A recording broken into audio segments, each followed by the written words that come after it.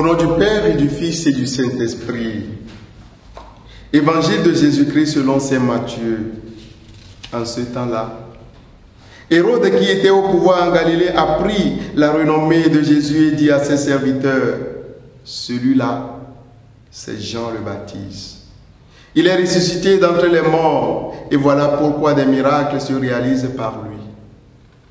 Car Hérode avait fait arrêter Jean, l'avait fait enchaîner et mettre en prison.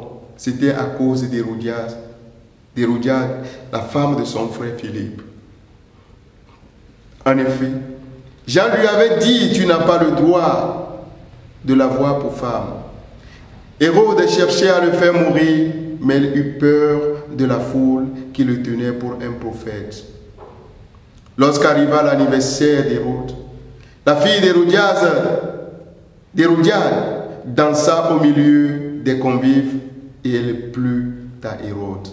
Alors, il s'engagea par serment à lui donner ce qu'elle demanderait. Poussée par sa mère, elle dit, donne-moi ici, sur un plat, la tête de Jean le Baptiste.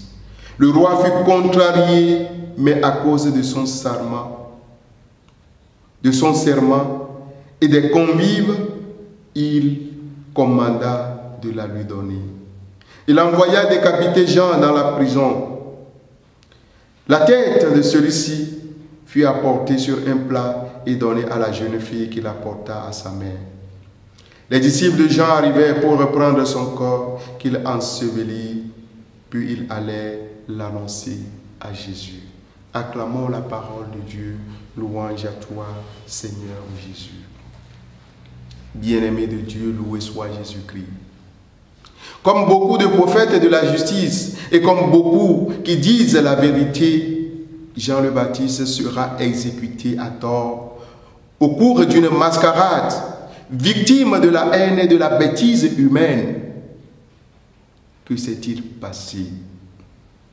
En effet, frères et sœurs, Hérode avait fait arrêter Jean et l'avait enchaîné en prison à cause d'Hérodiade qu'il avait épousée, elle, la femme de son frère Philippe.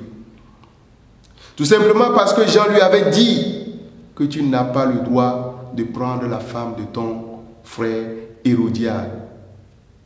Là, Hérodiade s'était mise à le détester et elle voulait le faire mourir.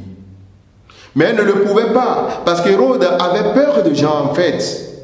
Il savait en âme et conscience que c'était un homme bien, un saint, un juste et il le protégeait. Quand il avait écouté, il était très troublé et pourtant il aimait bien l'écouter. Mais comme c'est le péché qui parle au cœur de l'impie, arriva enfin une occasion favorable pour décider du sort du prophète de Jean le Baptiste. Hérode, pour son anniversaire, offrit un banquet à ses courtisans, à ses officiers et aux notables de Galilée. La fille d'Hérodiade vint et dansa.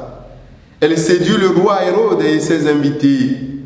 Alors, le roi a dit à la jeune fille, « Demande-moi ce que tu veux et je te le donnerai. » Et ce qu'elle a demandé en complicité avec sa mère, c'est la tête du juste, la tête du prophète, la tête de celui-là qui a dérangé l'injustice. Bien-aimés de Dieu, voyez-vous jusqu'où la haine et l'orgueil peuvent nous conduire? Ces Hérodiades, sa fille et Hérode sont encore pleins aujourd'hui dans nos sociétés, dans nos églises, dans nos communautés, dans nos maisons. Combien de nos jours sont morts, décapités, tués à balles réelles, jetés dans les fleuves et les mers pour avoir dénoncé l'injustice colportée par le tyran? Combien de nos jours sont détestés pour avoir déniché les corrupteurs, les mafieux? Combien de nos jours sont exclus pour avoir dit au roi, au supérieur, non, tu as proféré le mensonge? Bien-aimés dans le Seigneur, cet évangile que nous venons d'écouter, c'est aujourd'hui qu'il s'accomplit. Demandons au Seigneur de proclamer toujours et partout sa justice et son droit pour notre salut et pour sa plus grande gloire. Donne ta vie à Dieu.